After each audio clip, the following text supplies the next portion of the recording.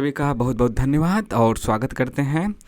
देखिए CSST होता क्या है। होता यह है कि राजर्षि टंडन मुक्त विश्वविद्यालय जो है उसका एकल विषय में प्रमाण पत्र कार्यक्रम है, संस्कृत विषय से है। उसका पेपर सेकेंड ईयर का है CSST04 कोर्स कोड, और विषय कोड क्या है CSST, यानी कि जो आपका सर्टिफिकेट सिंगल सब्जेक्ट संस्कृत में सर्टिफिकेट ऑन सिंगल, एक सी से हो गया सर्टिफिकेट, एस से हो गया सिंगल, एस से हो गया सब्जेक्ट और एस से हो गया संस्कृत। समझ गए। सर्टिफिकेट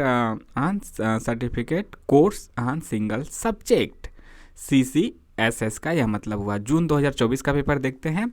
राजर्षि टंडन वाले ही विद्यार्थी देखें। संस्कृत का पेपर एकल विषय से, course code CSST04 second year में आता है और कोर्स का शीर्षक है वेद चयनम और क्या है कठोपनिषद। ठीक है, तो सभी विद्यार्थी जो हैं वह चैनल को सब्सक्राइब जरूर कीजिए और लोगों से भी कराइए, पूरे देश में फैला दीजिए। इतने मेहनत से हम पेपर लाते हैं आपके सामने, आप इतना भी नहीं करते। यह देखकर हमें बहुत दुख होता है।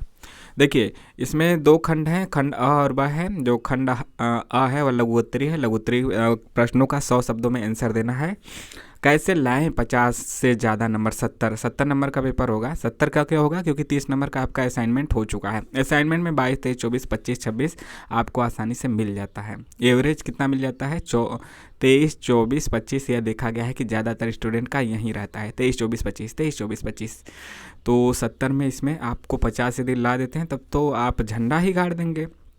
मान लीजिए कि 40 भी आ गया तब भी तो झंडा गाड़ देंगे। 60 के ऊपर रहे तो आपको खुश हो जाना चाहिए, 70 रहे तो फिर आपको मिठाई हमको खिला देना चाहिए। दीर्घ उत्तरी प्रश्नों के उत्तर क्या है आपके 350 से 400 शब्दों में लिखना है, यानी 3 से 4 पेज में लिखना है। 100 शब्दों वाला 1 पेज में लिखिएगा, 4 नंबर का रहता है। 1 पेज बहुत मन किया तो 1.5 पेज बहुत अच्छा। किसी किसी प्रश्न को आता है तो हमें लगता है ज़्यादा लिख दें, समय भी बचा रहता है, तो 1.5 पेज से ज़्यादा मत लिखिएगा लघु उत्तरी। और दीर्घ उत्तरी 3-4 पेज, मतलब कि 4 पेज लिखिएगा, 10 नंबर का रहता है, तो 4 पेज से ज़्यादा भी मत लिखिएगा। मतलब यही हमारी एडवाइस है। खंडा आइए देखते हैं क्या क्या क्वेश्चन पूछे गए जून 2024 में, ताकि आपका जो पेपर 9 और 10 को है सेकेंड ईयर वालों का CSST वो फ़ायदा हो सके। ज़्यादा दिन नहीं बचा है, लेट लाने के लिए मैं आपसे क्षमा प्रार्थी हूँ। हालांकि मैंने कोशिश की और यह आपके सामने लेके आए हैं। देखिए प्रत्येक का उत्तर लगभग 100 शब्दों में दीजिए। कैसा प्रश्न आया था उसके आधार पे आप देख लीजिए और मुख्य चीज़ों को मेन चीज़ों को देख लीजिए। सारांश ज़रूर, कहानी जो दिया गया है उसको ज़रूर देखिएगा। और लिखावट को आपने सुधार लिया, कितने शब्दों में लिखना है, कैसे लिखना है, तो फिर आपका अच्छा नंबर आ जाएगा। ठीक है, और कुछ भी नहीं पढ़ेंगे तो लोगों का बैक भी लगा है, ऐसा भी बहुत लोगों को आपने देखा होगा। जहाँ पे जिस पेज पे समाप्त कीजिएगा आंसर, उसमें मतलब 3-4 लाइन पहले ही छोड़ दीजिएगा ताकि वहाँ पे नंबर दिया जा सके। पूरा गोंच के भर मत दीजिएगा। शब्दों को बहुत दूर भी नहीं लिखना है, बहुत पास भी नहीं लिखना है। हेडिंग स्पष्ट लिखिएगा, हेडिंग डाल के लिखिएगा। हेडिंग और प्रश्न उत्तर जो लिखते हैं वह स्पष्ट रहे। मीडियम में लिखना है, बहुत दूर भी बहुत नज़दीक भी नहीं। हम कुछ लड़कियों कुछ लड़कों को देखे हैं, यानी कुछ स्टूडेंट को, कि वह दूर दूर लिख के पेज भरने की कोशिश करते हैं। तो ऐसा नहीं है कि एग्जामिनर अंधा है, उसको पता नहीं चलेगा कि दूर दूर लिख कर आपने ज़्यादा पेज भरा है। तो आपको बस मीडियम में लिखना है। भले ही 4 पेज की जगह 3 पेज लिखें, 1.5 पेज की जगह 1 ही पेज हो, 2 पेज की जगह 1 पेज हो, लेकिन ज़बरदस्ती हमें दूर दूर लिख के पेज नहीं भरना है। ठीक है, बाकी संदर्भ अच्छे से लिखिए, संदर्भ प्रसंग लिखिए, व्याख्या लिखिए, या अनुवाद बोला है तो अनुवाद लिखिए, तो वहाँ पे आपको ज़्यादा बेटर होगा। ठीक है, 4 नंबर वाले पे ज़्यादा समय मत दीजिएगा और प्रश्नों को दीर्घ उत्तरी से शुरू कीजिएगा। ये 3-4 बातें आपने यदि अच्छे से फॉलो किया तो फिर आपका अच्छा नंबर आएगा। ठीक है, किसी एक मंत्र का सप्रसंग अनुवाद हिंदी या फिर अंग्रेजी में दीजिए। अंग्रेजी का भी ऑप्शन आपको मिलेगा। एक स्टूडेंट ने पूछा था सर अंग्रेजी में लिखेंगे तो कोई दिक्कत? बिल्कुल दिक्कत नहीं। जब उसने खुद बोला है कि हिंदी या अंग्रेजी में लिखो, संस्कृत में दिया है, तो आप अंग्रेजी में लिख सकते हैं, आपको नंबर मिलेगा।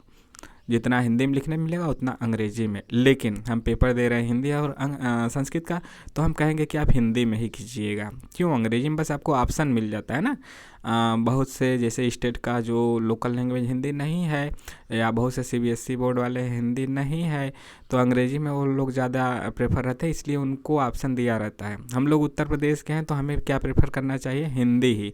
यानी हमें हिंदी और अंग्रेजी में, यदि हमें हिंदी बिल्कुल अच्छे से आती है, हमारी मातृभाषा हिंदी है, तो फिर हमें हिंदी में ही करना चाहिए। बस यह मैं कह रहा हूँ, आप हिंदी में कीजिए या अंग्रेजी में, आपको कोई भी दिक्कत नहीं है। तो देखिए यहाँ से विष्णु से लेके आपका गाया तक है, ठीक है। विष्णुर्नु कम बिरयाणी प्रवोचम से लेके आपका गाया तक है, इसका हिंदी में अनुवाद करना है। फिर अथवा में वह नहीं कर सकते तो यह भी आपको ऑप्शन मिला है, यस्य त्रिपूर्ण मधुना पदान्य क्षीयमाणा, यहाँ से लेके आपका है जनास इंद्र तक। एक मिनट, तो यह वाला देखिए यस त्रिपूर्ण मधुना ऊपर वाला कीजिए या फिर यहाँ विश्वा तक कीजिए। फिर यह क्वेश्चन नंबर 2 है आपका, किसी एक मंत्र का हिंदी में सप्रसंग अनुवाद कीजिए। सप्रसंग लिख दिया, यानी कि आपको संदर्भ भी लिखना है, प्रसंग भी लिखना है, फिर अनुवाद लिखना है, ठीक। तो मतलब संदर्भ किस चैप्टर से है, इसके लेखक कवि कौन है, लेखक या कवि कौन है, ठीक है। तो यह है यो जात एव प्रथमो मन स्वान देवो देवाक्रांतुना पर्यभूषत यश सुषमा द्रोदसी मभ्यसेताम नृभ्यस्य महना सजना सेन्द्र, ये वाला है। या फिर यह ऊपर वाला नहीं करना चाहते थे, अथवा मतलब कि आपको हर जगह ऑप्शन मिलेगा। देखिए यहाँ पे है ना, ऊपर वाला नहीं करना चाहते तो यह कर सकते हैं, पुरुष वेदम एवेदम से लेके रोहती तक। फिर अगला क्वेश्चन आपका 3 आ जाएगा, ठीक है। 3 आ जाएगा, किसी एक मंत्र का हिंदी में सप्रसंग अनुवाद करना है, यानी संदर्भ प्रसंग व्याख्या तीनों करना है। स्वस्ति न इंद्रो से लेके आपका बृहस्पति धातु, ठीक है, बृहस्पति धातु बृहस्पतिर धातु तक, या फिर आप यह कर सकते हैं प्रतद्विष्णु से लेके आपका भुवनानि विश्वा तक। इसके बाद क्वेश्चन नंबर 4 है, किसी एक का हिंदी में सप्रसंग व्याख्या कीजिए, यानी संदर्भ प्रसंग व्याख्या सब लिखना है। बस पहले वाले में नहीं लिखा था, बस सीधे लिखा था हिंदी या अंग्रेजी में अनुवाद करना है, तो वहाँ पे आपको संदर्भ नहीं लिखना है। हालांकि आप लिख भी देते हैं तो भी कोई दिक्कत नहीं है। यदि आपको अच्छे से आता है तो मैं रिकमेंड करूंगा आप लिख दीजिएगा। देखिए यहाँ पे अनुपस्य यथा परवे प्रतिपश्य तथा परे सस्यमिव मर्त्य पच्यते सस्यमिवा जायते पुनः, यह कीजिए। या फिर मतलब यहाँ नीचे भी थोड़ा सा है, सस्यमिव मर्त्य पच्यते सस्यमिवा जायते पुनः, वह कीजिए। या फिर यह वाला कीजिए, आश्रा प्रतीक्षे संगतः सनिताम च से लेके आपका ब्राह्मणों गृह तक है। इसके बाद क्वेश्चन 5 आता है, किसी एक का हिंदी में सप्रसंग अनुवाद करना है, यानी संदर्भ प्रसंग व्याख्या यहाँ पे भी करना है। स्वर्ग लोके न भयम, बार बार यह पूछा गया है, जो पूछा गया है उसको तो आप देख के जाइएगा ही, क्योंकि बहुत बार क्या होता है रिपीट हो जाता है। स्वर्ग लोके, फिर इसके बाद यह नहीं करना चाहते तो फिर अथवा में यहाँ पे दिया है। आप सोचेंगे कुछ हम छोड़ कहाँ रहे हैं, कुछ छोड़ नहीं रहे हैं, बस कुछ पे आधा है कुछ पे पूरा है, ऐसा हमने खोज के बनाया है। तो वह ऊपर वाला नहीं करना चाहते तो 5वां में यह आपको ऑप्शन दूसरा भी मिलेगा, न वित्ते न तर्पवियो मनुष्यो लक्ष्यामहे वित्तमद्राक्षम चेत्वा से लेके आपका स एव तक है। इसके बाद आपका खंड ब आ जाता है, दीर्घ उत्तरी प्रश्न, यानी इसको आपको 3 से 4 पेज में करना है और यह 50 नंबर का है। ऊपर क्या था, खंडा 20 नंबर का था, तो 20 नंबर वाले में जल्दी जल्दी आपको कर लेना है। लेकिन हम रिकमेंड क्या किए थे कि पहले खंड ब कीजिएगा, लघु उत्तरी नहीं बल्कि दीर्घ उत्तरी वाला 50 नंबर कर लीजिएगा। 3-3 4-4 पेज में इसको कर लीजिएगा। कोई प्रश्न 3 पेज में समाप्त हो, कोई 4 में, कोई 2 में हो जाए तो भी कोई दिक्कत बात नहीं है। कभी कभी व्याख्या जो हम करते हैं ना, संदर्भ सहित व्याख्या 2 में ही हो जाता है। कितना बड़ा संदर्भ लिखेंगे, संकेत संदर्भ प्रसंग व्याख्या हो जाता है 2 ही पेज में, तो 2 ही पेज में कर लीजिए।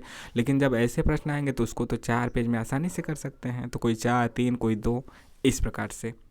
मतलब कोशिश आपकी रहे कि हर क्वेश्चन दीर्घ उत्तरी वाला 3 से 4 पेज में जाए, दूर दूर लिख के नहीं बल्कि नॉर्मल लिख के, ना बहुत दूर ना बहुत नज़दीक, गोज के भी नहीं लिखना है, बिल्कुल दूर दूर भी नहीं लिखना है, मीडियम में।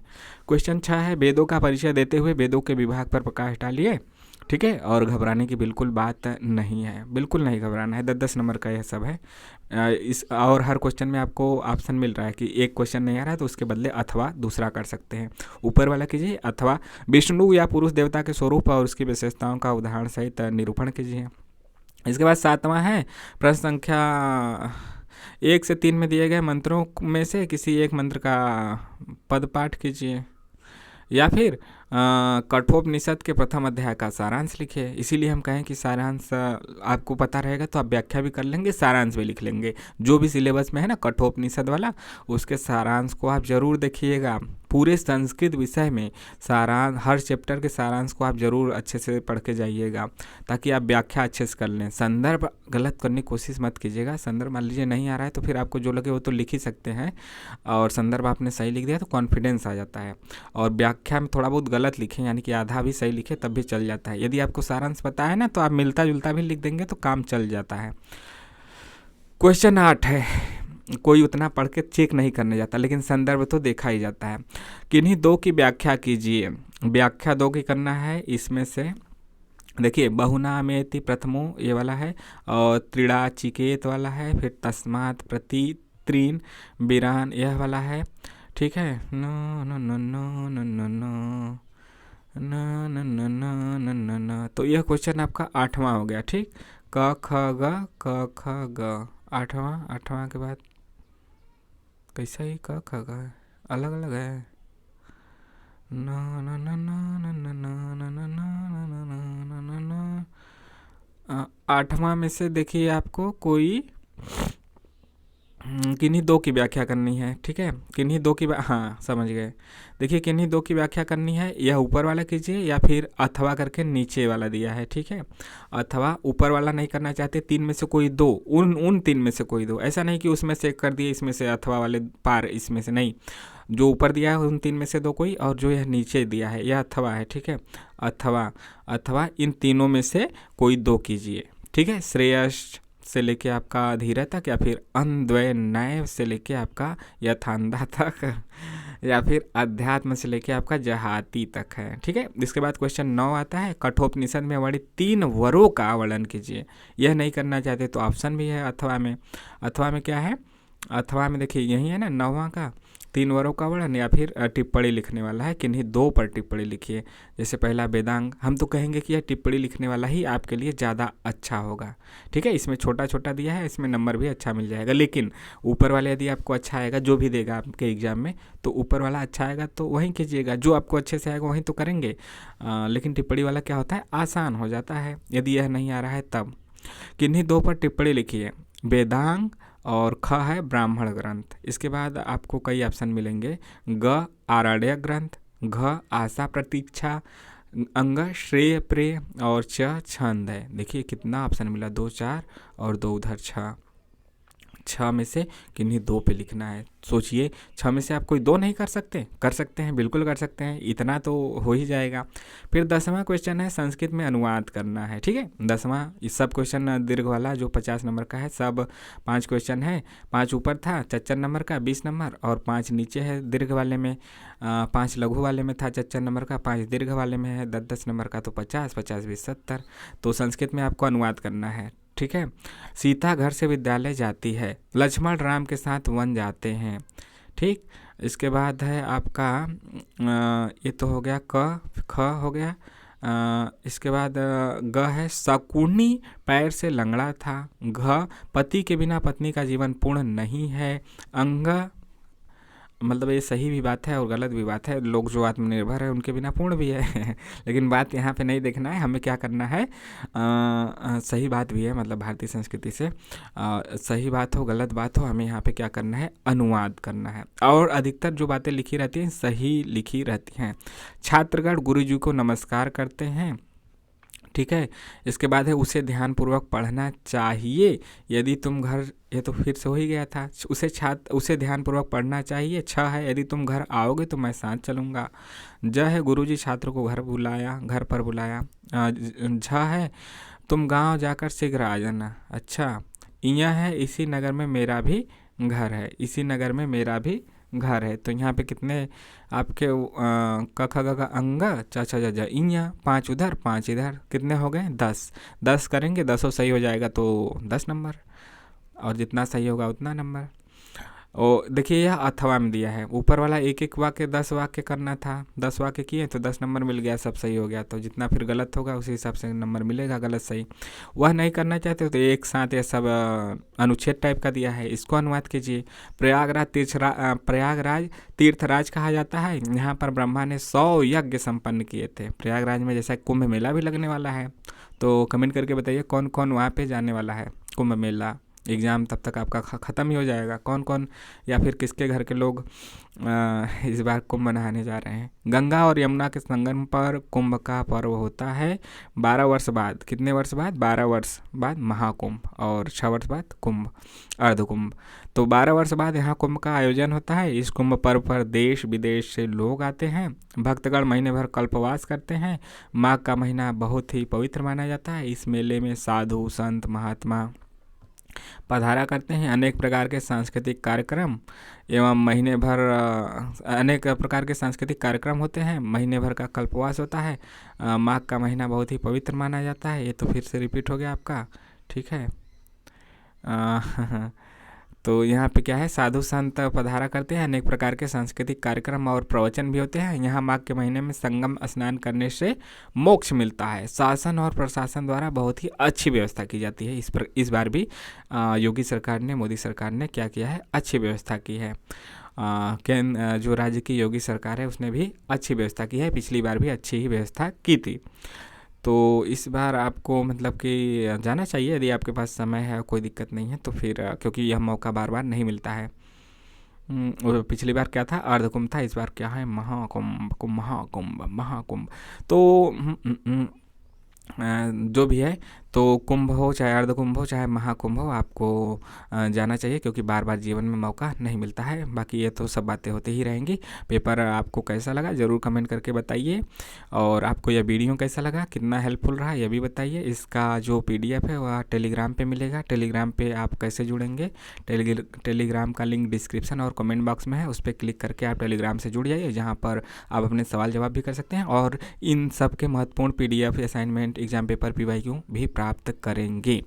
तो चैनल को लोगों के साथ भी सब्सक्राइब लाइक करते रहिए, लोगों से भी कराइए, और वीडियो पूरा देखा कीजिए ताकि आप इसका पूर्ण लाभ उठा सकें। और इग्नू और राजर्षि टंडन दोनों विषय के, दोनों यूनिवर्सिटी के बच्चे यहाँ पे जुड़े हैं, इसके लिए बहुत बहुत धन्यवाद। और संस्कृत विषय एकल सब्जेक्ट की हमने आज चर्चा की, और इग्नू का जो MS के प्रोग्राम है उसकी भी हमने असाइनमेंट और पेपर के बारे में चर्चा करते ही रहते हैं। तो दोनों अभ्यर्थी यहाँ पे जुड़े हैं, थैंक यू सो मच। पहले हम इग्नू के ही लाया करते थे, लेकिन राजर्षि टंडन के भी विद्यार्थियों ने कहा कि सर इसका भी पेपर मतलब लाया कीजिए, इसमें भी हेल्प हो जाएगी। तो फिर हमें दोनों को लेकर चलना है। हालांकि दोनों का विषय ही संस्कृत था, इसलिए सेम टू सेम था, बस एक UG है एक PG है, तो एक दूसरे में कहा जाए तो एक दूसरे में मददगार ही साबित होंगे।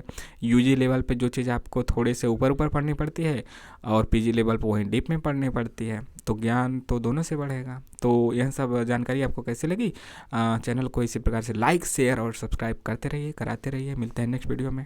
Thank you so much, thank you so much. और जिनका एग्ज़ाम है उनके लिए बेस्ट ऑफ लक। आप सबका एग्ज़ाम कैसा होगा पेपर देने के बाद, बेहतरीन होगा, अच्छा होगा, जैसा भी होगा मैं तो कामना करता हूँ अच्छा हो, बहुत ही अच्छा हो। आपका जैसा भी होगा कमेंट करके बताइएगा, और एक बार रिजल्ट आने के बाद भी बताइएगा।